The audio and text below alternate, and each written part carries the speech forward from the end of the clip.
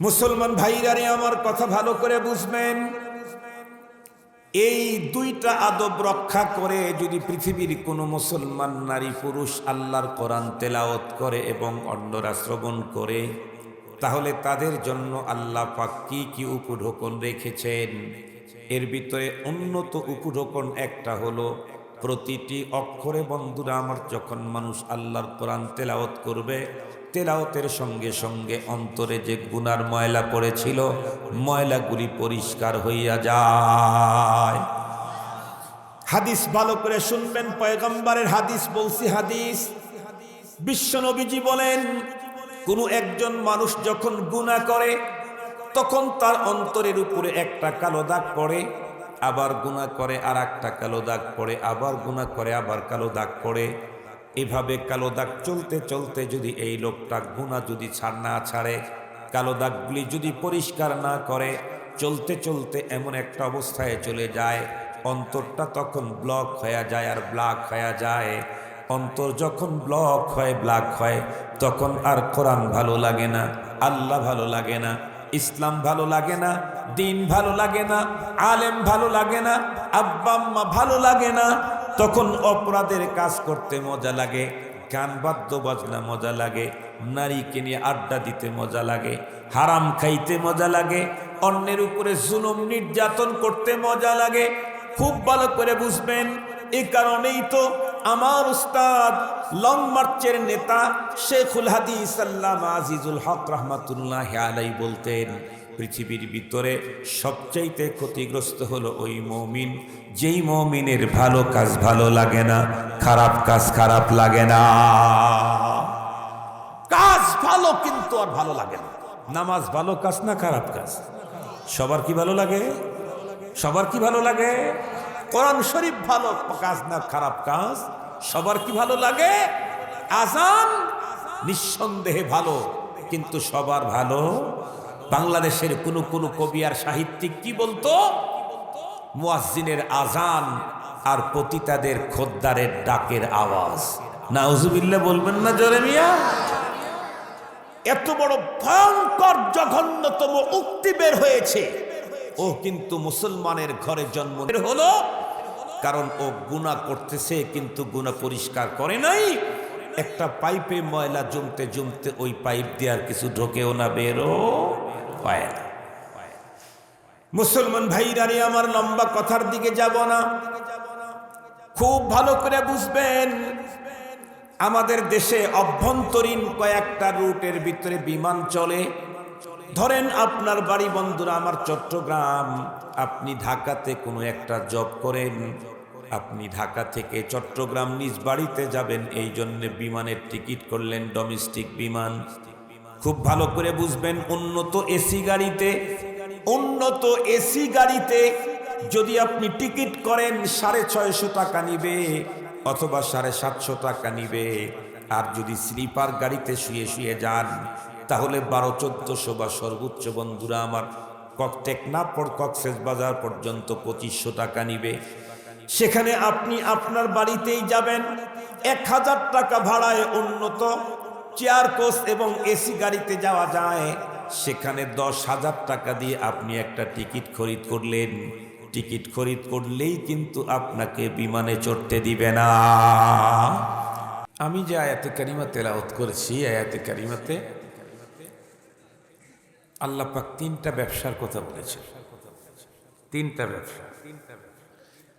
ব্যবসার কথা উল্লেখ করে বলেন যে এই 3টা ব্যবসা এমনই, যারা এই 3 ব্যবসা করবে তাদের জীবনে কোনোদিন ব্যবসাতে লস তো দূরের কথা, মন্দাই আসবে না। বিষয়টাকে সুন্দর করে বুঝাইতে চাইলে একটু পূর্বের থেকে কথা নিয়ে আসতে হবে। আমরা জানি এই পৃথিবীতে মানুষ অর্থ ইনকামের সবচেয়ে বেশি টাকা ইনকামের সহি শুদ্ধ বৈধ পন্থা হলো ব্যবসা। ব্যবসার দ্বারা যত টাকা ইনকাম শুদ্ধ পন্থায় করা যায়, অন্য কোনো চাকরিতে এটা সম্ভব না। চাকরি যত বড়ই হোক, চাকরির টাকা হলো একটা লিমিটেড। চাকরির টাকা একটা লিমিটেড থাকে, 20,000, 20 লাখ, 20 কোটি যেটাই বলেন। কিন্তু ব্যবসা যত ছোটই হোক, ব্যবসাতে আল্লাহ বরকত দেন আনলিমিটেড। আজকে 500 টাকা লাভ হয়েছে, আগামীকালকে 1500 হইতেই পারে। এই মাসে মুনাফা আসতে 1 লাখ, আগামী মাসে 5 লাখ টাকা বৈধ পন্থায় আসতেই পারে। তো পৃথিবীতে অর্থ ইনকামের সবচাইতে বেশি টাকা ইনকামের বৈধ পন্থা হলো ব্যবসা। বৈধ পন্থা কেন বললাম? আমাদের বাংলাদেশে অবৈধ পন্থায় অনেক টাকা ইনকাম করা যায়, কিন্তু পথটা বৈধ না। যেমন বললে ভুল হবে না, কারো রাগ হতে পারে, তবে ভুল হবে না আমার। কেউ রাগ করতে পারে, কিন্তু আমার কথাটা ভুল হবে না। বর্তমান বাংলাদেশে সবচাইতে বেশি টাকা ইনকাম করতে চাইলে 2 পথের যে কোনো এক পথ। হয়তো রাজনৈতিক নেতা হতে হবে, না হয় সরকারি আমলা কর্মকর্তা কর্মচারী হতে হবে। এই 2 শ্রেণীর মানুষের কাছে এখন টাকা আছে বেশি। একেবারে আঙ্গুল ফুলে কলা গাছ। যারা 5 বছর আগে কিসমত পায় নাই, এখন তারা বেনসন খায় না। আছে না এরকম? আপনাদের আমাদের বাড়ির কাছে হাতের নাগালে বহুত লোক আছে, মোহতারাম হাজির। কিন্তু যতই টাকা এভাবে ইনকাম করুক, এটা বৈধ না অবৈধ? আমরা অবৈধ নিয়ে কোনো কথা বলবো না। আমরা হলো বৈধ টাকা যারা ইনকাম করে তারা হলো ব্যবসায়ীরা। যে সব বৈধ কামায় তাও অনেক ব্যবসা আবার অবৈধ আছে। অবৈধ ব্যবসা নাই? আমি শুনছি যে বাংলাদেশে যত ব্যবসা আছে তার মধ্যে সবচাইতে বেশি লাভ হলো বাবার ব্যবসা। বাবার ব্যবসা বুঝেন নাকি? বাবা চিনেন? আমাদের দেশের ছেলেরা যখন ছোট থাকে তখন মামা খায়। মামা চিনেন? আমার নিজের ছোট মেয়েটা, ও যখন ছোট ছিল, তো বিয়ে দিয়ে দিছি এখন। ও যখন ছোট ছিল একদিন বলতেছে, আব্বু আমি মামা খাবো। ইন্না লিল্লাহ, তোর মামাই তো একটা, তো মামা খাবি? আমি মামা খাবো না। লা হাওলা ওয়ালা কুওয়াতা ইল্লা বিল্লাহ। কি বলতেছো তুমি? কয় না আব্বু, ওই মামা না তো। তো কোন মামা খাবে? অন্যের মামা খাওয়া যাবো, নিজেরটাই খাওয়া যায় না? তোর দোকানে চলো। তো তোর দোকানে আসছি, আমার এক ভাতিজা দূর সম্পর্কে, সে আলেম মানুষ।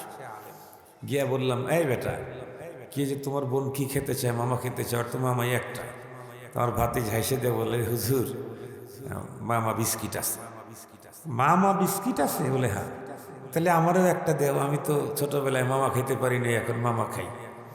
তো খেয়ে দেখি মোটামুটি মজাই লাগলো, ভালোই লাগলো। তো বলতেছি যে আমাদের দেশের ছেলেরা মেয়েরা ছোট যখন থাকে তখন মামা খায়, একটু যখন বড় হয় তখন বাবা খায়। আপনারা শুনলে অবাক হবেন, বর্তমান বাংলাদেশের অবস্থা ভয়ঙ্কর, ভয়ঙ্কর। শুধু ছেলেরা বাবা খায় না, মেয়েরাও খায়। জানেন কি এটা?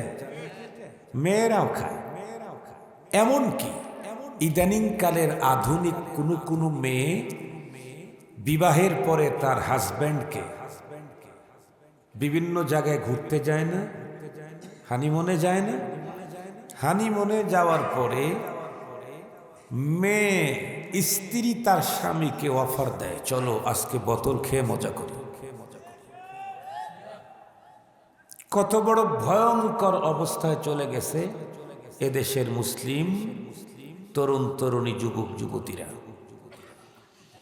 মেয়ে পর্যন্ত স্বামীকে অফার দেয়, স্ত্রী চলো বোতল খেয়ে মজা করি। শুনছি বাবার ব্যবসা নাকি খুব লাভ। বাবা যে এলাকা দিয়ে আসে ওই এলাকাতে আমার খুব ওয়াজ হয়, টেকনাফ। নাফ নদী পার হয়ে মায়ানমার দিয়ে বাবা বেশি আসে, মায়ানমার থেকে। শুনছি যে 10 টাকা দিয়ে কিনলে নাকি 300 টাকা বিক্রি করা যায়, 290 টাকায় লাভ। শুনছি কখনো কখনো নাকি এরকম লাভ হয়। কিন্তু দুনিয়াতে ব্যবসা যতই লাভের হোক, যে ব্যবসায় লাভ বেশি সেই ব্যবসায় লসও বেশি। ধরেন একজন বাবার ব্যবসায় করলো, অবৈধ ব্যবসা, বাবার ব্যবসায় করলো, 10 টাকা দিয়ে কিনে 100 টাকা বিক্রি করে 90 টাকা লাভ ধরে নেন। এরপরেও ব্যবসা করতে করতে হঠাৎ করে যদি একদিন বাবা বিক্রি করে যদি আমার মামার হাতে ধরা পড়ে, তাহলে খবর আছে। মামা চিনলেন তো? এখন যদি মামার হাতে ধরা খায় তাইলে দেখবেন গত 2 মাসে 50,000 কামাইছিল, এটা তো গেছে গেছে, সামনে যে আরো 2 মাস কামাইবো, এটা দিয়ে তারপর বের হয়ে আসতে হবে। পৃথিবীর ব্যবসা যত দামি হোক, লাভ আছে তো কি আছে, লস আছে। একটা ব্যবসা পৃথিবীতে কেউ দেখাইতে পারবে না যেখানে লাভই লাভ। কিন্তু আল্লাহ পাকের কোরআনে আল্লাহ আমাদেরকে বলেছেন, আমি তোমাদেরকে 3টা ব্যবসার কথা জানাচ্ছি, এই 3 ব্যবসা যদি তোমরা করো, লস তো দূর কা বাত, মন্দাই আসবে না। ব্যবসা কখনো মন্দা যায়, লস হয় না, আর কখনো লস তো দূরের কথা, মন্দাই আসবে না। তাহলে এই জাতীয় ব্যবসা কি আমাদের করার ইচ্ছা আছে? যদি এই ব্যবসাগুলি জানতে পারি আর যদি যোগ্যতা থাকে, করার সুযোগ থাকে, আমরা সকলে করবো তো ইনশাআল্লাহ। আল্লাহ আমাদেরকে তৌফিক দিক। আমি 3 ব্যবসার এক ব্যবসার কথা আজকে বলি। প্রথম নাম্বার ব্যবসা হলো, আল্লাহ তাআলা বলেন, ইন্নাল্লাযীনা ইয়াতলুনা কিতাবাল্লাহ, নিঃসন্দেহে যেই মানুষগুলি আল্লাহর কিতাব পড়ে। আল্লাহর কিতাব কোনটা? কোরআন শরীফ। কথা বলেন, আল্লাহর কিতাব কোনটা? আল্লাহ পাকের রাসূল বলেন, তাবাররাক বিল কুরআন ফাইন্নাহু কালামুল্লাহি ওয়া খরাজান। তোমরা আল্লাহর কোরআন দিয়ে বরকত হাসিল করো। কেন? আল্লাহর কোরআন খোদ আল্লাহ থেকেই বেরিয়ে এসেছে, আল্লাহর নিজের ভাষা। সুবহানাল্লাহি ওয়া বিহামদিহি, সুবহানাল্লাহিল আযীম। কোরআনে পাকের তিলাওয়াত কত বড় ব্যবসা, আল্লাহ পাকের রাসূল আর হাদিসে বর্ণনা করেন, আফজালুল ইবাদাতি তিলাওয়াতুল কুরআন। পৃথিবীতে যত ইবাদত আমি আপনি করি, ফরজ ওয়াজিবের পরে যত ইবাদত করি আমরা, সুন্নত নফল, এর ভিতরে সর্বশ্রেষ্ঠ ইবাদত হলো কোরআনে পাকের তিলাওয়াত। কোরআনে পাকের তিলাওয়াত সর্বশ্রেষ্ঠ ইবাদত। এর চাইতে দামি ইবাদত নফল মক্কায় করেন, মদিনায় করেন, কাবার ভিতরে করেন, যেখানেই করেন, কোরআন তেলাওয়াতের চাইতে বড় কোনো নফল ইবাদত নেই। মুহতারাম হাজিরিন, তো কোরআনে পাকের তেলাওয়াত করলে আমার কি লাভ হবে? খুব ভালো করে বুঝবেন। লাভ কি হবে আর কয়টা হবে সেগুলি একদিনের বয়ানে সম্ভব নয়। আমি না পৃথিবীর কোনো আলেম বলতে পারবে না। তবে এতটুকুন তো বলতেই পারি, আমরা যা ভাবতে পারি তার চাইতে অনেক বেশি লাভ। আমরা যা বলতে পারি তার চাইতে অনেক বেশি লাভ। আমরা যা কল্পনা করতে পারি তার চাইতে অনেক বেশি লাভ কোরআনে পাকের তিলাওয়াতের। বিশেষ বিশেষ বিশেষ সবচেয়ে বড় ধরনের লাভ হলো 3টে। অনেক লাভ। কয়টা বলবো? বড় লাভ হলো কয়টা? 3টে। তবে মনে রাখতে হবে, মেডিসিন খাইলেই কিন্তু রোগ সারে না। মেডিসিন খাইলেই কি রোগ সারে না? মেডিসিন খাইলেই যদি রোগ সারতো, তাহলে যাদের মেডিসিনের দোকান আছে তারা জীবনেও ডাক্তারের কাছে যেত না। ওদের কাছে তো মেডিসিনের অভাব নেই। মেডিসিন রোগ সারাইতে চাইলে মেডিসিন খেলেই হবে না, রোগ বুঝে মেডিসিন খেতে হবে। রোগ বুঝে মেডিসিন খেতে হবে।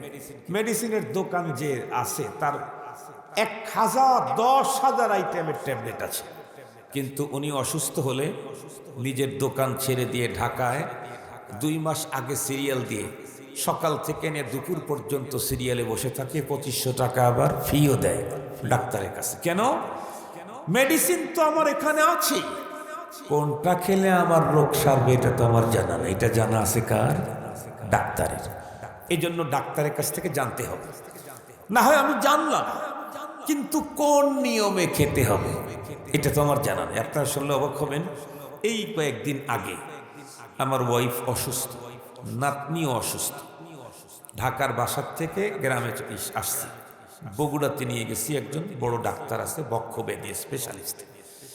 2 জনেরই কাশি, নাতি দাদি, নাতনি দাদি 2 জনের কাশি। তো ডাক্তারে দেখাইলাম, উনি খুব ভালো ডাক্তার, হিন্দু মানুষ। দেখানোর পরে নাতনি দাঁড়িয়ে নিয়ে গেছি, বললাম যে স্যার এটা একটু দেখে দেন, ফাংশন তো একটাই, ওটাও কাশে এটাও কাশে। তখন উনি মুস্কি হাসি দিয়ে বললেন যে আমি এটা দেখতে পারবো না। কেন? বল এটা শিশু সাবজেক্ট, তো শিশুদেরকে কি পরিমাণে ডোজ দিতে হয়, কোন ডোজ দিতে হয়, এটা আমার মুখস্থ এখন নাই, একসময় মুখস্থ ছিল। আমি এখন শুধু বক্ষব্যাধি বড়দের চিকিৎসা করতে করতে করতে করতে শিশুদের মেডিসিনের ডোজটা এখন কি, এটা আমাকে নতুন করে আবার পড়তে হবে, তারপরে বলতে পারব। কি বুঝলেন? এমবিবিএস তো পাশ করেছেই উনি, এরপরে আবার স্পেশালিস্ট ডাক্তার, এবং উনি কপকাশিরই ডাক্তার, বক্ষব্যাধি স্পেশালিস্ট। এরপরেও একজন শিশুর উনি প্রেসক্রিপশন করবেন না কেন? শিশুর ডোজটা জানার জন্য আলাদা অভিজ্ঞতা লাগে, এটা শিশু বিশেষজ্ঞ ডাক্তারের আছে। পরে আবার পপুলারে চলে গেলাম, সেখানে গিয়ে শিশু বিশেষজ্ঞকে দেখাইলাম। আমার এই কথা কিন্তু গল্প না, এই কথার ভিতর থেকে আপনাকে গুরুত্বপূর্ণ নসিহত নিতে হবে। সেটি হলো, কোরআন আমি তেলাওয়াত করলাম আর নেকি পেয়ে গেলাম, না না না। মেডিসিন খাইলাম আর রোগ সারল, না না না না। কোন রোগের কোন মেডিসিন, মাত্রা কি, কত এমজি দিতে হবে, এটা ডাক্তার জানে। এই জন্য 2500 টাকা ডাক্তারকে দিয়ে 25 টাকার ট্যাবলেট কিনা খায় মানুষ। কথা বলেন, হয় না? এরকম হয় না? 2500 টাকা ডাক্তারকে দিয়েছে, আর ডাক্তার যে ট্যাবলেট লেখছে সে ট্যাবলেটের দাম 25 টাকা, 12 টাকা পাতা, 2 পাতা খেলেই কমপ্লিট। মুহতারাম হাজিরিন, কোরআনে পাক তেলাওয়াত করলে তো অনেক ফায়দা, কিন্তু সেই ফায়দা অর্জনের জন্য কিছু পদ্ধতি মানতে হবে। 1 নম্বরের পদ্ধতি, অনেক নিয়ম আছে, আদব আছে, তার ভিতরে 2টা আদব বলবো। নাম্বার 1, যিনি তেলাওয়াত করবেন তার অন্তরে এই খেয়াল থাকতে হবে, স্বয়ং আল্লাহ আমাকে বলছেন পড়ো দেখি আমার কালাম কত সুন্দর করে পড়তে পারো। আপনারা একটু ভালো করে বুঝবেন কথাটা। আমরা যখন একা একা নামাজ পড়ি, নর্মাল কোরআন পড়ি। যখন 3 জনের ইমামতি করি, একটু ভালো করে পড়ি। যখন 1000 জনের ইমাম হই, আরও একটু কাশি কুশি দেয়, গলা ঠিক করে নিই। বড় মাহফিলের যদি ইমামতি দেয়, তাহলে আগে চা খায় আসি। এরপরে যদি কখনো ফাইটে বা প্রতিযোগিতায় যাই, 3 মাস আগের থেকে কফ কাশির সিরাপ টিরাপ খায়া গলা ক্লিয়ার করি। এরপরে যদি দেশের বাইরে যাই, তখন তো একেবারে শরীর টরীর চেক টেক করে তারপরে দুবাই যাই। কেন? কারণ যত ছোট তত পাওনা ছোট, যত বড় তত বকশিশ বড়। আমাদের দেশে 2023 হিফজুল কোরআন প্রতিযোগিতা হইল, আমিও ছিলাম, প্রধানমন্ত্রী ছিলেন, তারপরে ধর্মমন্ত্রী, প্রতিমন্ত্রী ছিলেন, স্বরাষ্ট্রমন্ত্রী ছিলেন, অনেকেই ছিলেন, ওলামায়ে কেরামও ছিলেন, আমাকেও মেহমান হিসাবে দাওয়াত করেছিল, গিয়েছিলাম। সর্বোচ্চ দিয়েছে হলো 5 লাখ টাকা, যে 1 নাম্বার হয়েছে। কিন্তু এই ছেলেটাই যদি সৌদি আরবে যদি প্রতিযোগিতায় জিততো, 5 লাখ না অর্ধ কোটি? কথা বলেন না কেন? 5 লাখ না অর্ধ কোটি? কেন? কারণ যে যত বড় তাকে কোরআন শরীফ শুনাইলে পাওনা তত বড়। এখন বলেন, যত বড় পৃথিবীতে আছে সব বড় এক জায়গায় করলে আমার রব সমান, আল্লাহ সমান? একটু জোরে বলেন, রাত বেশি একটু আওয়াজ টাওয়াজ না হলে কেমন হয়? সব বড়কে এক জায়গায় করলে আমার রব সমান। তাহলে আমরা যখন সৌদি আরবের বাদশার সামনে কোরআন এত মজা করে পড়ি, তাহলে আল্লাহ আমাকে বলছেন পড়ো দেখি আমার কালাম কত সুন্দর করে পড়তে পারো, তখন কত সুন্দর করে পড়া দরকার। আরে সৌদির বাদশা তো দিয়েছে তোমাকে 50 লাখ, আর আসমানের মালিক তো তোমাকে টোটাল জান্নাতটাই দিয়ে দিবে। এজন্য প্রত্যেক মুহূর্তে তেলাওয়াত করে ওই ফায়দা যদি নিতে চাই, মাথার মধ্যে এটা থাকতে হবে, তেলাওয়াতকারীর স্বয়ং আল্লাহকে আমি আমার আল্লাহর কোরআন পড়ে শোনাচ্ছি। কত উন্নত শোনা, তেলাওয়াত করা দরকার। যারা শ্রবণ করবে তাদের দিলের ভিতরে এই খেয়াল রাখতে হবে, মুহসিনে আজম আহকামুল হাকিমিন আল্লাহ পাকের কালাম তেলাওয়াত হচ্ছে, তাই অত্যন্ত গুরুত্বের সাথে শ্রবণ করা দরকার। মুসলমান ভাইরা রে, আমার কথা ভালো করে বুঝবেন। এই 2টা আদব রক্ষা করে যদি পৃথিবীর কোনো মুসলমান নারী পুরুষ আল্লাহর কোরআন তেলাওয়াত করে এবং অন্যরা শ্রবণ করে, তাহলে তাদের জন্য আল্লাহ পাক কি কি উপঢৌকন রেখেছেন। এর ভিতরে উন্নত উপঢৌকন একটা হলো, প্রতিটি অক্ষরে বন্ধুরা আমার যখন মানুষ আল্লাহর কোরআন তেলাওয়াত করবে, তেলাওয়াতের সঙ্গে সঙ্গে অন্তরে যে গুনার ময়লা পড়েছিল ময়লাগুলি পরিষ্কার হইয়া যায়। হাদিস ভালো করে শুনবেন, পয়গম্বরের হাদিস বলছি, হাদিস বিশ্বনবীজি বলেন, কোনো একজন মানুষ যখন গুনাহ করে তখন তার অন্তরের উপরে একটা কালো দাগ পড়ে, আবার গুনাহ করে আর একটা কালো দাগ পড়ে, আবার গুনাহ করে আবার কালো দাগ পড়ে। এভাবে কালো দাগ চলতে চলতে যদি এই লোকটা গুনাহ যদি না ছাড়ে, কালো দাগগুলি যদি পরিষ্কার না করে, চলতে চলতে এমন একটা অবস্থায় চলে যায় অন্তরটা তখন ব্লক হয়ে যায় আর ব্ল্যাক হয়ে যায়।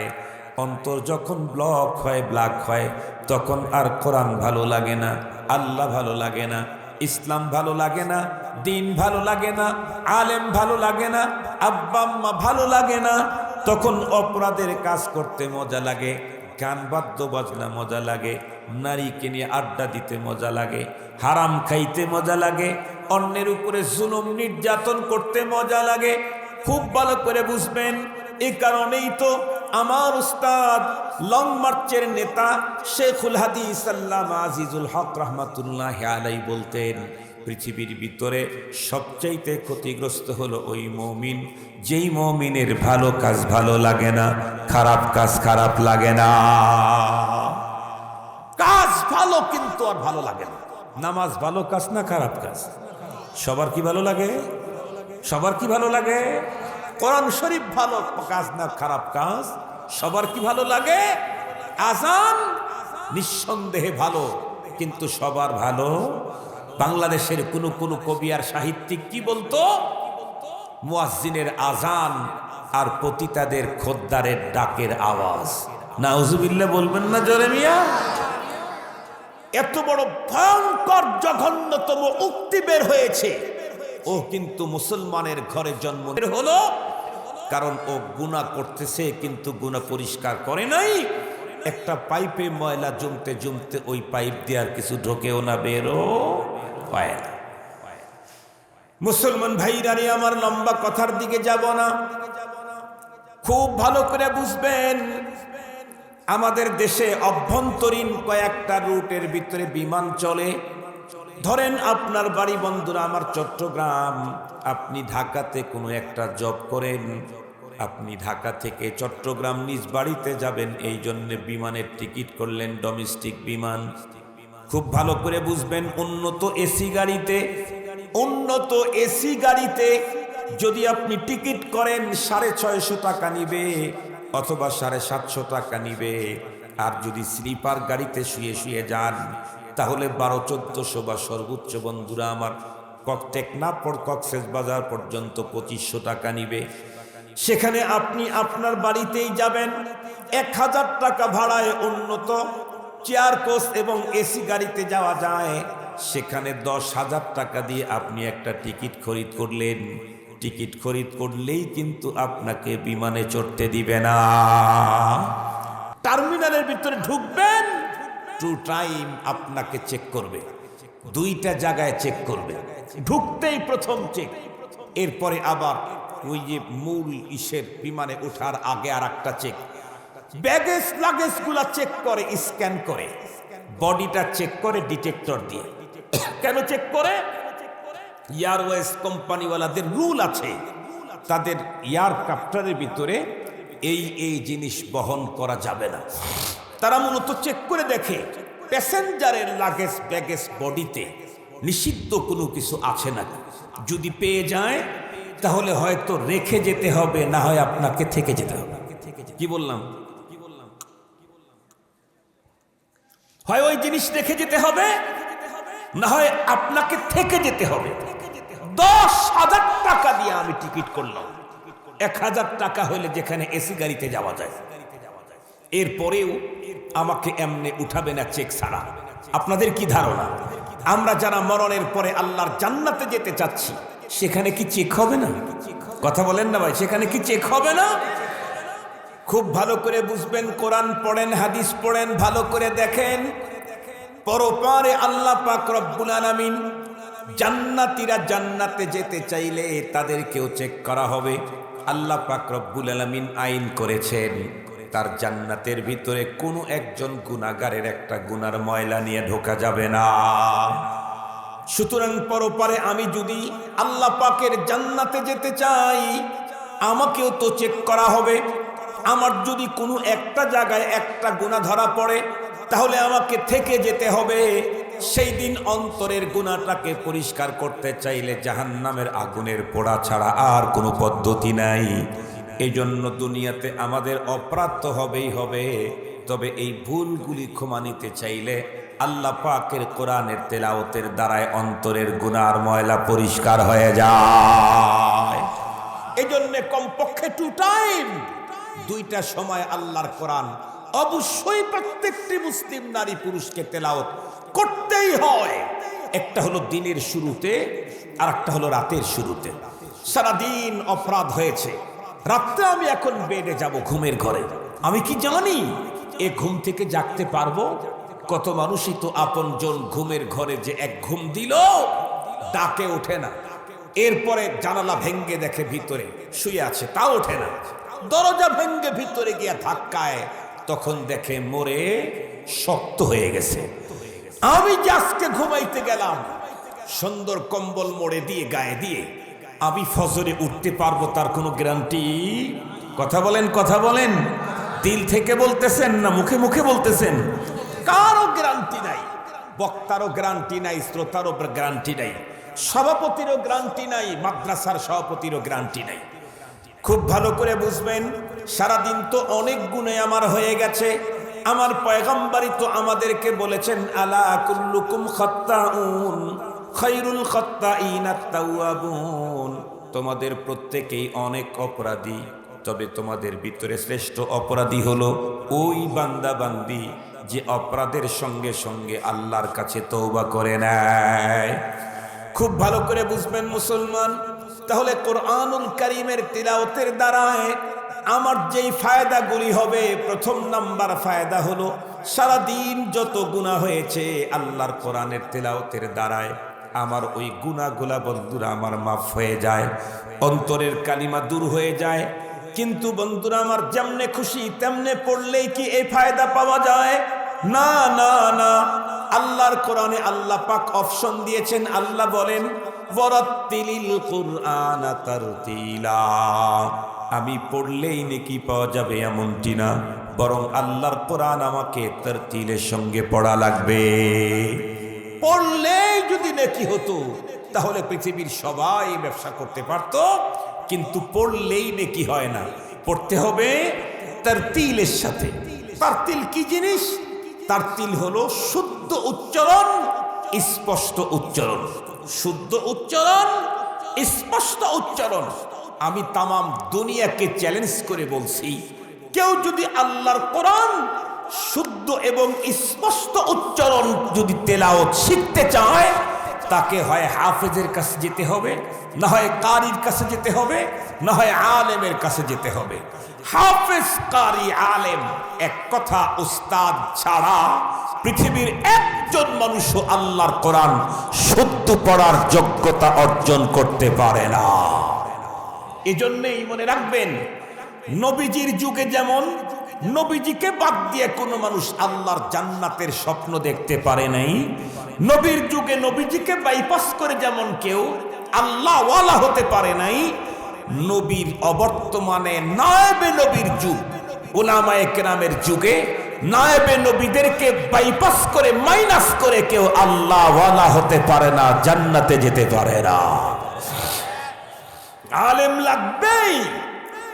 উন্নয়নের জন্য যেমন এমপি লাগেই, নিজ দলের হোক আর আরেক দলের হোক, এমপি ছাড়া এই এলাকার উন্নয়ন হয় না।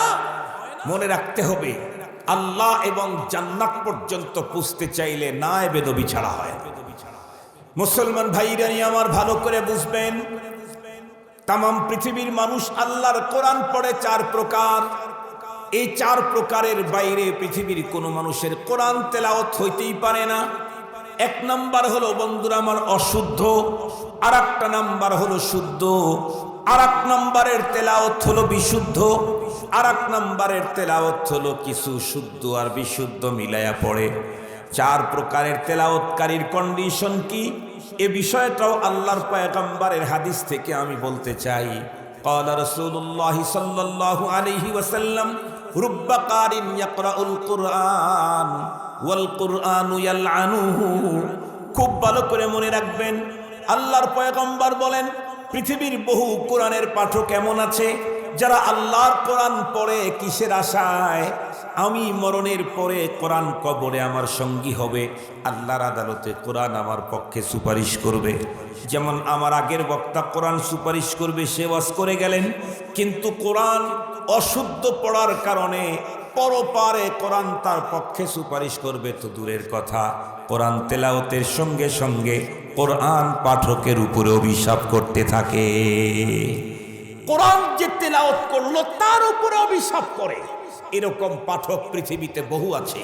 যেমন মনে রাখবেন, আলহামদুলিল্লাহ সারা বাংলাদেশে ওয়াজ মাহফিল বেশি হওয়ার কারণে অনেক ফায়দা হয়েছে।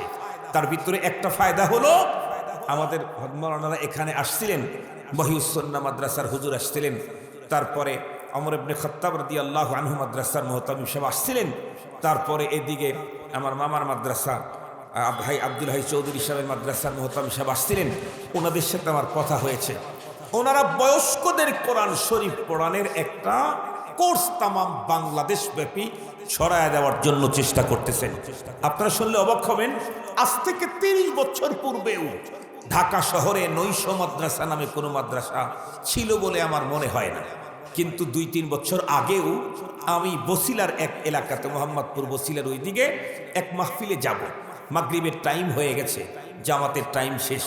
ঢাকায় যেখানে সেখানে গাড়ি পার্ক করা যায় না, গায়েবী মামলা হয়, সিসি ক্যামেরায় মামলা হয়ে যায়। এজন্য ড্রাইভারকে বললাম নিরাপদ এরিয়াতে গিয়ে গাড়ি দাঁড় করাও, নামাজ পড়ি। যাইতে যাইতে আলহামদুলিল্লাহ দেখি বাম সাইডে অনেক সুন্দর ডিজাইনের একটা মসজিদ, মসজিদটা কাজ কমপ্লিট হয় নাই। বললাম চলো এখানে নামাজ পড়ি। বাইরের কাজ কমপ্লিট হয় নাই, ভিতরে ঢুকলাম, ঢুকে দেখি মাদ্রাসা। নামাজ পড়া শুরু করছি, মাদ্রাসার হুজুররা চিনে ফেলছে, ওরা আমার নামাজ পড়তে পড়তে নাস্তা টাস্তার ইন্তজাম, দস্তরখানা বিছায় কমপ্লিট। সালাম ফিরাইতেই পিছনে 5-7 জন হুজুর, একটু প্লিজ আমাদের অফিসে চলেন। সময়ও ছিল, অফিসে গেলাম, কথাবার্তা হলো। ওনারা বললেন হুজুর আমাদের এই মাদ্রাসাটা মূল হলো নৈশ মাদ্রাসা, রাত্রিকালীন মাদ্রাসা। কারা পড়ে? পেশাজীবী মানুষ পড়ে, ডাক্তার, ইঞ্জিনিয়ার, প্রফেসর, ডক্টর, তারপরে সচিব, এই জাতীয় অনেক বড় বড় শিক্ষিত বড় বড় ব্যবসায়ীরা পড়ে। এমনকি ঢাকা বিশ্ববিদ্যালয়ের বিভাগীয় একজন প্রধান রিটায়ার্ড করেছেন, উনিও এখানে পড়েন। কত ছাত্র? 400 বললেন না 800 বললেন ছাত্র একটা মাদ্রাসা। একটা নৈশ মাদ্রাসাতে 400 ছাত্র যদি হয়, আপনি কি মনে করেন? এখানে ডাক্তার, ডক্টর, ইঞ্জিনিয়ার, অনেক বড় রিটায়ার্ড পারসন, বড় নেতা এবং অনেক বড় বড় শিক্ষিত লোকেরা, তারা এখানে আসলো কেন? তারা সারা জীবন পড়ালেখা করে করে দেখেছে পৃথিবীর যত ব্যবসায়ী বলো, কোরআনে পাক শুদ্ধ তেলাওয়াত করে মালিকের সাথে যেই ব্যবসা হয়, এত লাভের ব্যবসা পৃথিবীতে আর নাই। এ কারণে বাংলাদেশের সবচাইতে নামকরা প্রতিষ্ঠান বুয়েট ইঞ্জিনিয়ারিং বিশ্ববিদ্যালয়, এই বিদ্যালয়েরও একজন প্রফেসর হামিদুর রহমান রহমাতুল্লাহ আলাইহি বুয়েটের প্রফেসর ছিলেন। উনি যখন জানতে পারলেন কোরআনে পাকের তিলাওয়াতের এত ব্যবসা, উনি বুয়েটের ইঞ্জিনিয়ারিং প্রফেসরি বাদ দিয়ে মাদ্রাসা হুজুরদের সাথে চলে আসলেন। শেষ পর্যন্ত আল্লাহ পাক তাকে বাংলাদেশের হাজার হাজার আলেমদের পীর বানায় দিলেন। যেই কথা বলতেছিলাম, মানুষের অন্তরে এখন কোরআন তেলাওয়াত শেখার আগ্রহ, কিন্তু অনেকেই সঠিক পথে অগ্রসর হচ্ছে, কেউ বা ভুল পথে। সঠিক পথে কারা? এই যে কিছুক্ষণ আগে 10 জন আসলো, বয়স্ক মানুষ, হুজুর ঠিক করে তার কাছে পড়তেছে, যদিও পড়া এখনো পুরোপুরি ঠিক হয়নি, আমরা দোয়া করি আল্লাহ যেন ঠিক করে দেয়। কিন্তু কিছু মানুষ করে কি, কোরআন পড়ে নাকি অর্জন করতে চায়, কিন্তু আলেমের কাছে যাবে না। তো কি করবে? আমরা তো বাংলায় এক্সপার্ট, আমরা তো কবি, ও তো সাহিত্যিক, আর বাংলাতে উচ্চারণ কোরআন মার্কেটে বহুত পাওয়া যায়, ওইটা পড়ব। মনে রাখবেন, স্পষ্ট ফতুয়া, বাংলাতে কোরআনে পাকের উচ্চারণ, লেখা পড়া ছাপানো কোনোটাই জায়েজ নেই। কেন জায়েজ নাই? পয়গম্বরের হাদিস আমি কিছুক্ষণ আগেই পড়েছি। আল্লাহ পাক বলেন, ওয়ারাত্তিলিল কুরআনা তারতিলা, কোরআন যারা তেলাওয়াত করবে যেমনে তেমনে তেলাওয়াত করলে হবে না, কোরআন তেলাওয়াত করতে হবে তারতিলের সঙ্গে। তারতিল কাকে বলে? উলামায়ে কেরাম লিখেছেন, তারতিল হলো শুদ্ধ উচ্চারণ করতে হবে, স্পষ্ট করে উচ্চারণ করতে হবে। এখন আপনারা বলুন তো দেখি, আরবিতে ছোট হা আছে, বড় হা আছে, হা জবর হা, হা জবর হা, এই দুইটাকে পার্থক্য করে বুঝাবার মতো বাংলাতে আপনাদের কাছে কোনো অক্ষর আছে নাকি? একটু জোরে বলেন বন্ধুরা আমার। সিন জবর সা, সদ জবর স, সা জবর সা, এই তিনটাকে পার্থক্য করে দেখাবার মতো বাংলাতে কোনো অক্ষর আপনাদের কাছে আছে? হামজা জবর আ, আইন জবর আ, এই দুইটাকে পার্থক্য করে দেখাবার মতো বাংলাতে কোনো অক্ষর আছে? জাল জবর জা, ঝা জবর ঝা, যদ জবর য, য জবর য, এই চারটাকে পার্থক্য করে দেখাবার মতো বাংলাতে কোনো অক্ষর আছে নাকি? তার অর্থই হলো, বাংলাতে যখন আপনি উচ্চারণ লিখবেন নিঃসন্দেহে এটা গলত হবে, ভুল হবে। আর আল্লাহর পয়গম্বর ফতোয়া দিয়েছেন, যে ব্যক্তি কোরআনকে ফুহুশ গলত পড়বে, ভুল পড়বে কোরআন, সঙ্গে সঙ্গে পাঠকের উপরে অভিশাপ করতে থাকবে। এই জন্যে খবরদার, কোরআন পড়া জানেন না এক ভাব, বাংলা উচ্চারণ দেখে দেখে কেউ কোনোদিন কোরআন পড়বেন না, তাহলে কিন্তু অনেক লস, অনেক লস, অনেক লস। কোরআন আপনার উপরে অভিশাপ করবে। কোরআন পড়ে যদি এত নেকি অর্জন করতে ইচ্ছে করে, আসেন ইমাম সাহেবের কাছে, আসেন খতিব সাহেবের কাছে, আসেন কারি সাহেবের কাছে, তার কাছ থেকে প্র্যাকটিক্যাল প্রশিক্ষণ নেন। আলিফ কেমনে উচ্চারণ করতে হয়, বা কেমনে উচ্চারণ করতে হয়, সা কেমনে উচ্চারণ করতে হয়, সিন কেমনে উচ্চারণ করতে হয়, সদ কেমনে উচ্চারণ করতে হয়, লাল কেমনে উচ্চারণ করতে হয়, জা কেমনে উচ্চারণ করতে হয়, ওয়াদ কেমনে উচ্চারণ করতে হয়, একটা একটা করে শিক্ষা গ্রহণ করেন। মনে রাখবেন, আলিফ লাম মিম যালিকাল কিতাবুল লা রাইবা ফীহ, এগুলি পড়লে যেমন নেকি হয়, এগুলি পড়ার জন্য আলিফ জবর আ পড়লেও নেকি হয়, হামজা জবর আ পড়লেও নেকি হয়। মুসলমান ভাইরা রে আমার, দ্বিতীয় নাম্বার কোরআন তেলাওয়াত কেমন? বলে পুরা কোরআন শরীফ শুদ্ধ পড়তে পারে, বিশুদ্ধ পড়তে পারে না। এ প্রসঙ্গে আল্লাহর পয়গম্বর বলেছেন, কোন মুসলমান নারী পুরুষ যদি আল্লাহর কোরআন শুদ্ধ পড়ে, তাহলে প্রত্যেকটি অক্ষরে কমপক্ষে 10টি করে নেকি তাকে দেওয়া হয়। আর যদি কোনো আল্লাহর বান্দা বান্দি আল্লাহর কোরআন বিশুদ্ধ পড়ে, বিশুদ্ধ আবার কেমন? তাম পৃথিবীর ভিতরে বর্তমানে নাম করা কিছু কারি আছে, ওই কারিদের কেরাত যখন আপনারা শুনবেন দেখবেন কত মজা, কত সুন্দর। এই বিশুদ্ধ কোরআন যদি কোনো ব্যক্তি পড়ে, প্রতিটা অক্ষরে তারে 70টি করে নেকি দেওয়া হয়। আর যদি কোনো মুসলমান কিছু শব্দ বিশুদ্ধ উচ্চারণ করেছে, কিছু শব্দ শুদ্ধ উচ্চারণ করেছে, এই পদ্ধতিতেও যদি কোনো মুসলমান আল্লাহর কোরআন পড়ে, তাহলে তাকে প্রতি অক্ষরে 40টা করে নেকি দেওয়া হয়। মজার কথা হলো, এই যে 10 নেকি বলেন, 40 নেকি বলেন, 70টা নেকি বলেন প্রতি অক্ষরে। যেমন আমি বললাম বিসমিল্লাহির রহমানির রহিম, এই বিসমিল্লাহ পড়তে আমার আধা মিনিট সময়ও লাগে নাই, 19টা অক্ষর উচ্চারিত হয়েছে। 10 দিয়ে গুণন দিলে 190, 40 দিয়ে গুণন দিলে কত, 70 দিয়ে গুণন দিলে কত? আধা মিনিটের ভিতরে এতগুলা নেকি আমি আমার অ্যাকাউন্টে জমা করেছি। আপনি আধা মিনিটে কোনো ব্যবসা করে এতগুলি টাকা উপার্জন করতে পারবেন না। এতটুকু অল্প টাইমে যত দামি ব্যবসায়ী করেন, একসঙ্গে এতগুলি লাভ আপনার হবে না। মুহতারাম হাজিরিন, এই যে নেকি পাচ্ছি 40, 10 নেকি, 40 নেকি, 90, 70 নেকি, এই নেকি পাওয়ার জন্য কোরআন বোঝা দরকার নেই, না বুঝে পড়লেও এই নেকি হয়। কেউ যদি বলে না বুঝিয়ে পড়লে কোনো নেকি নেই, তার কথা ঠিক নয়। সে হয়তো বদ্দিন, না হয় জাহেল, অথবা উভয়টি। কারণ মনে রাখবেন, আপনাদের এই অঞ্চলটাতে একটা সময় অনেক বড় বড় বক্তা খুব বেশি আসত, কারণ আপনাদের তো আবার টাকার অভাব নাই আল্লাহর মেহেরবানিতে। শিল্প অঞ্চল, আপনারা বেশি ডিগ্রিওয়ালা ইসলামিক স্কলারদেরকে বেশি দাওয়াত করে নিয়ে আসতেন আগে। এখন তাদের তেমন একটা দখলদারিত্ব বাংলাদেশে নেই।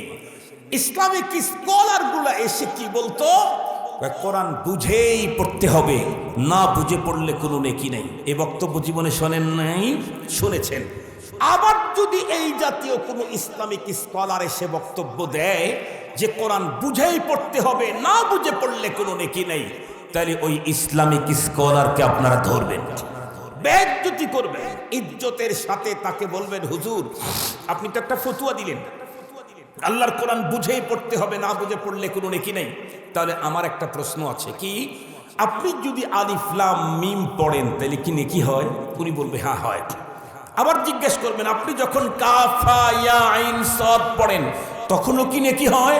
তখন বলবে হয়। আবার জিজ্ঞেস করবেন, আপনি যখন আলিফ লাম মিম পড়েন, আলিফ লাম র পড়েন তখনও কি নেকি হয়? উনি বলবেন হয়। সঙ্গে সঙ্গে আপনারা বলবেন, ভাইজান কিছুক্ষণ পূর্বেই তো আপনি বক্তৃতায় বলেছিলেন আল্লাহর কোরআন বুঝেই পড়তে হবে, না বুঝে পড়লে কোনো নেকি নাই। তাহলে আপনি তো আলিফ লাম মিম পড়ে অনেক নেকি নিয়ে গেলেন।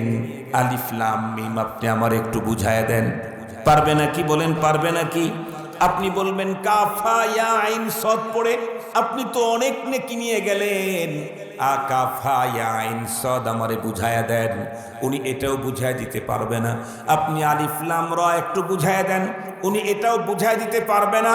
মনে রাখবেন, আপনি তখন বলবেন তাই যদি হয় আলিফ লাম মিম আপনি বুঝেন নাই তারপরেও নেকি, কাফ হা ইয়া আইন সাদ আপনি বুঝেন নাই তারপরেও যদি নেকি হয়, তাহলে আলহামদুলিল্লাহি রাব্বিল আলামিন আমি বুঝি নাই, আমার কেন নেকি হবে না?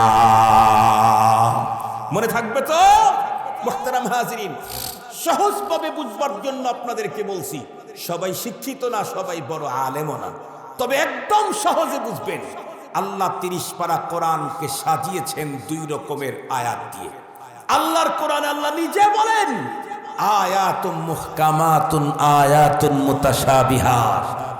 2 রকমের আয়াত দিয়ে আল্লাহ তার কোরআনকে সাজিয়েছেন। কিছু আয়াত এমন আরবি অক্ষরগুলা কেটে কেটে পড়তে হয়, এগুলাকে বলা হয় হুরুফে মুকাত্তাআত। এগুলি সূরার শুরুতে আছে, ফি আওয়াইলিস সূর, যেমন আলিফ লাম মিম ইয়াসিন একসঙ্গে পড়ে না, কেটে কেটে। আলিফ আলাদা, লাম আলাদা, মিম আলাদা, আলামা আলিমা উলমুন ইলমুন আলমুন এরকম মিলায় পড়া যায় না। কিন্তু যালিকাল কিতাব এটা মিলায় পড়া লাগে। যালিকা, জাল লাম কাফ এভাবে পড়েন না, যালিকা পড়েন, যালিকা পড়েছেন। মুহতারাম হাজিরিন, খুব ভালো করে বুঝবেন, যেই আয়াতের শব্দগুলি অক্ষরগুলি কেটে কেটে পড়া লাগে, এই আয়াতের তর্জমা পৃথিবীর কোনো মুফতি মুহাদ্দিসের বাবাও জানে না, মুফাসসিরের বাবাও জানে না। এটার প্রতি শুধু ঈমান আনলেই হয়। আর যেইগুলা বন্ধুরা আমার আয়াতগুলি মিলায়া পড়তে হয়, এইগুলির তর্জমা জানা যায়। 2 রকমের শব্দ দিয়ে আয়াত দিয়ে আল্লাহ কোরআন সাজায়া পৃথিবীর মানুষকে ইঙ্গিত করলেন, আমার কোরআন তুমি যদি না বুঝে পড়ো, যেমন আলিফ লাম মিম বুঝো না, কাফ হা ইয়া আইন সাদ বুঝো না, তারপরেও তোমার নেকি হয়। আবার যদি বুঝে পড়ো তাও তোমার নেকি হয়, যেমন যালিকাল কিতাবু লা রাইবা ফি, তোমরা বুঝো। এজন্য উলামায়ে কেরাম বলেন কোরআন বুঝে পড়লেও নেকি, না বুঝে পড়লেও নেকি, তবে শর্ত হলো আল্লাহর কোরআন কমপক্ষে শুদ্ধ পড়া লাগবে। অশুদ্ধ পড়বে আর আসমান ছোঁয়া তাফসীর পেশ করবে, না কখনোই হতে পারে না। প্রথম নাম্বার শর্ত হলো কোরআনে পাকের তিলাওয়াত শুদ্ধ হতে হবে। শুদ্ধ করতে চাইলে, কথা বলেন, শুদ্ধ করতে চাইলে উস্তাদের কাছে এসে আমাকে শুদ্ধ উচ্চারণ শিখে নিতে হবে। বাংলা উচ্চারণ কোরআন পড়ে জীবনেও নেকি পাওয়া যায় না। অক্ষরে অক্ষরে গুনাহ হওয়ার সম্ভাবনাই 99%। এজন্য কখনো বাংলা উচ্চারণ কোরআন কিনবেন না, বাংলা উচ্চারণ কোরআন পড়বেন না, বরং আলহামদুলিল্লাহ আমাদের এই মসজিদে বয়স্ক শিক্ষা প্রশিক্ষণের কোর্স চালু হয়েছে, আগামী দিনে আরো বাড়ানো হবে। আর মহিউসুন্নাহ মাদ্রাসার হুজুররা বললেন, কওমি ওলামা পরিষদ যেটা আছে আপনাদের এই থানার, সারা বাংলাদেশ ব্যাপী এখন হাজার হাজার না লাখ লাখ মানুষদেরকে, বয়স্কদেরকে আল্লাহর কোরআন শিখাবার প্রজেক্ট তারা হাতে নিয়েছেন। এই প্রজেক্ট, এই কার্যক্রমের সাথে আমরা প্রত্যেকে ইনশাআল্লাহ লেগে থাকব। নিজেদের সিনাতে আল্লাহর কোরআন ভরব, সন্তানদের সিনায় আল্লাহর কোরআন দিয়ে আলোকিত করব। রাজি আছি ইনশাআল্লাহ? রাজি আছি ইনশাআল্লাহ? 3 নম্বরের যে ফায়দাটা হয় সেটা হলো কোরআন শরীফ তেলাওয়াত করলে একজনের সাথে ভাব হয়। সে কে? আর একটু জোরে বলেন। আর আল্লাহর সাথে যদি কারো ভাব হয়, তার কোনো অভাব থাকতে, যার আল্লাহর সাথে ভাব নাই তার অভাবের কোনো শেষ নাই। আমরা আল্লাহর সাথে মুহাব্বত ভাব তৈরি করতে রাজি আছি, তাহলে কোরআন শরীফ বেশি বেশি করে পড়তে হবে। কোরআন তেলাওয়াতের সবচাইতে বড় ফায়দা হলো 3টা। 1 নম্বর, কোরআন তেলাওয়াতের দ্বারাই অন্তরের গুনাহগুলি পরিষ্কার হয়। 2 নম্বর, প্রতি অক্ষরে কমপক্ষে 10 নেকি, না হয় 40, সর্বোচ্চ 70টি করে নেকি হয়। নাম্বার 3, কোরআন শরীফ তেলাওয়াত করলে আল্লাহর সাথে মুহাব্বত বাড়ে। আল্লাহর সাথে যদি আমার মুহাব্বত বাড়ে, তাহলে আমি যা চাইব আমার রব আমাকে তাই দিবেন। আসেন আমরা আল্লাহর সঙ্গে মুহাব্বত আর ভালোবাসা নিজে পড়ি, প্লাস সন্তানদেরকে, ফ্যামিলির সকল সদস্যকে আল্লাহর কোরআন পড়তে বাধ্য করি, উদ্বুদ্ধ করি। কমপক্ষে 2 টাইম, ফজরের পরে, মাগরিবের পরে, যেন আমাদের ঘরে, আমাদের দোকানে, আমাদের মাকানে, আমাদের অফিসে, সব জায়গায় যেন কোরআন শরীফের তেলাওয়াত হয়। আপনারা শুনলে অবাক হবেন, আল্লাহ তাআলা ঢাকা শহরে অনেক বড় লোকদেরকে প্রচুর সম্পদ দিয়েছেন, সাথে সাথে তারা পরপারেরও পুঁজি করেন। জানেন, কারো কারো ফ্যাক্টরিতে একজন হাফেজে কোরআন শুধু বরকতের জন্য আধা ঘন্টা কোরআন তেলাওয়াত করবে, তারও 10,000 টাকা 20,000 টাকা বেতন। শুধু কোরআন তেলাওয়াত করবে আধা ঘন্টা ফ্যাক্টরির অফিসে। কেন? বিদেশি বায়ার বলেন, অমক বলেন, তমক বলেন, এই সবগুলা পাঠায় দেয় কে? কথা বলেন না কেন? সব ব্যবস্থা করেন কে? তার সাথে যদি আমার সম্পর্ক হয়, তাহলে উনি আমার এখানেই পাঠাবেন। আমার অফিস যদি পরিচয় হয়, এখানে পাঠাবেন। দেখেন, এখনো বাংলাদেশে প্রচুর পরিবারে গ্রুপ অফ ইন্ডাস্ট্রিজের মালিক মুসলমানরা আছে, হাফেজ নিজে হাফেজ না, বাসাতে অফিসে কোরআনে পাকের তিলাওয়াত দিয়ে বরকত দিতে চান। আমরা নিজেরাই যদি তেলাওয়াত করি, তাহলে বরকত কমবে না বাড়বে? আর একটু জোরে বলেন। হাদিসে পাকে আসছে, কিতাবের ভিতরে এসেছে, যে কোনো জায়গাতে কোরআন শরীফের তেলাওয়াত যখন হয়, তখন আল্লাহর আরশ থেকে ওই জায়গায় নূর নাজিল হতে থাকে। যেখানে কোরআনের তেলাওয়াত হয়, সেইখানে কোরআন তেলাওয়াত শোনার জন্য ফেরেশতারা আসমান থেকে ওই জায়গায় ভিড় জমাইতে থাকে। আজকে মুসলমানদের ঘরে ফেরেশতা আগমনের পদ্ধতি নাই, সন্তানের দাওয়াত দেওয়া আছে। কথা বলেন। সিরিয়াল চলে না মুসলমানের ঘরে, টিভি চলে না মুসলমানের ঘরে, হাতে হাতে মিনি সিনেমা হল আছে না এখন, কাপড়ওয়ালা কাপড় ছাড়া ছবি দেখার জন্য পকেটে পকেটে মিনি সিনেমা হল। এই জন্য অশান্তির দাবানল তামাম দুনিয়ায়। অশান্তি দূর করতে চাইলে আল্লাহ পাকের কোরআনের তিলাওয়াত কন্টিনিউ করতে হবে। আল্লাহ পাক আমাদের প্রত্যেককে কোরআনের এই বিদ্যালয়কে আল্লাহ তাআলা হেফাজত করুন। একটু আমিন বলেন। কোরআনের এই বিদ্যালয়কে আগামী দিনে আল্লাহ তাআলা উত্তর উত্তর বলন্দ করুক, তারাক্কি দান করুক। আল্লাহ তাআলা আমাদেরকে আমাদের সিনাতে কোরআনে পাকের আলো ভরে দিন, আমাদের সন্তানদের সিনাগুলা কোরআনের আলো দিয়ে ভরার তৌফিক দান করুক। আমিন বলেন। এবং আমাদের প্রত্যেককেই আল্লাহ পাক সকাল সন্ধ্যা কিছু টাইম হলেও আল্লাহর কোরআন তেলাওয়াত করে গুনাহগুলা ক্ষমা করে আমল নামায় নেকি জমা করে আল্লাহর সাথে সুসম্পর্ক গড়ার তৌফিক দান করুক। ওয়া আখিরু দাওয়ানা আনিল হামদুলিল্লাহি রাব্বিল আলামিন। আসসালামু আলাইকুম ওয়া রাহমাতুল্লাহি ওয়া বারাকাতুহু।